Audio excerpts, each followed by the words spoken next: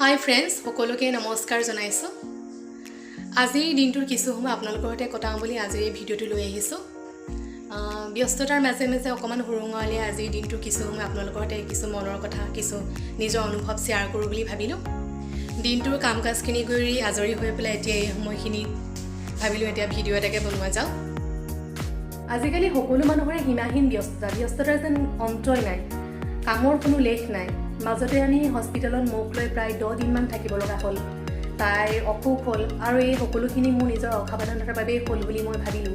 কাৰণ সৰু ল'ৰা ছোৱালীক যিদৰে ঠাণ্ডা নোপোৱাকৈ ৰাখিব লাগে আৰু সেইখিনি মোৰ প্ৰথম কোনো অভিজ্ঞতা নাই আৰু মই ভাবিলোঁ তাই তেনেকৈ বিশেষ একো নহ'ব আৰু তাইক যিদৰে গৰম কাপোৰ বা যেনেদৰে ৰাখিব লাগিছে তেনেদৰে নৰখাব।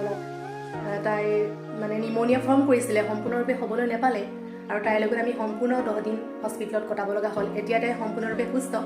সেই সময়খিনি তাই সেনেকুৱা এটা পৰ্যায়ত দেখি পেলাই মনবোৰ বহুত দুখ হৈছিলে। মনত এটা ডাঙৰ অভিজ্ঞতা হ'ল মোৰ জীৱনৰ। সৰু সৰু ল'ৰা ছোৱালীক যিদৰে কেনুনা লগাবলৈ আহোঁতে বেজী দিওঁতে যিখিনি এটা এতিয়া অনুভৱটো মই হয়তো ঠিকমতে প্ৰকাশ কৰিবই পৰা নাই। এতিয়া তাই ডাঙৰ হৈছে, কলকলাবলৈ শিকিছে। তাইৰ লগতে দিনবোৰ তেনেদৰে ব্যস্ততাৰ মাজতে গৈ আছে আৰু ব্যস্ততাৰ ফাকে ফাকে এনেদৰে আজিৰ এই ভিডিঅ'টো মই বনালোঁ, আপোনালোকৰ মাজলৈ লৈ আহিছোঁ কিছু মনৰ কথা পাতিম বুলি। ভিডিঅ'টো আপোনালোকে চাই থাকিব। আজিৰ বতৰটো ডাৱৰীয়া যিহেতু, এতিয়া চাওকচোন বতৰটো, এতিয়া দিনৰ 1 বাজিলে তথাপিও পুৱাৰ সময়খিনিতে হৈ আছে।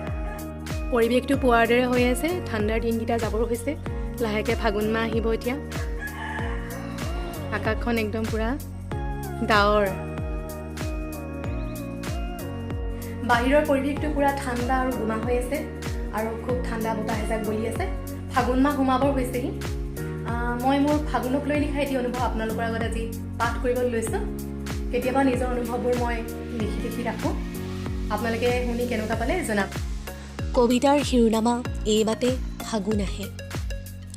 চপলতাখিনিৰ সৈতে ভৰ দুপৰীয়াটো উমলি থাকে মহঙা দিনৰ বতৰা এটিকৈ। তৃষিত সময়ৰ সেউজ উপত্যকাৰ কুকুহাওৰা ছবিত বিবৰ্ণতাৰ অৱধিত মদাৰ শিমলুৰ প্ৰাণত ফাগুনে যৌৱন আনে। হয় জানো তুমি উদং ধূসৰ নষ্ট ফাগুন? নিৰসতাৰ ব্যঞ্জনাবোৰ নালাগে শুনিব, থাকিব দিয়া তেনেদৰে। অপেক্ষাত আকুলতা বোৱাই তুমি নতুন সেউজৰ ৰাজৰাণী।